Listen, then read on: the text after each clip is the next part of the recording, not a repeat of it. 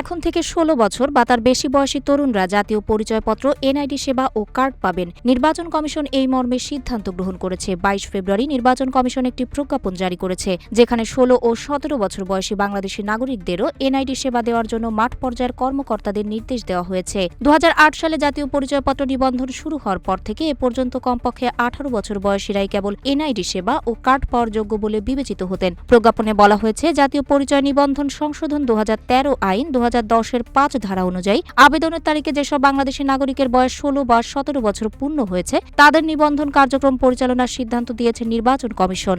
এই নির্দেশনা এনআইডি নিবন্ধন অনুবিভাগের মহাপরিচালক, আঞ্চলিক নির্বাচন কর্মকর্তা, জেলা নির্বাচন কর্মকর্তা এবং উপজেলা থানা নির্বাচন কর্মকর্তাদের কাছে পাঠানো হয়েছে।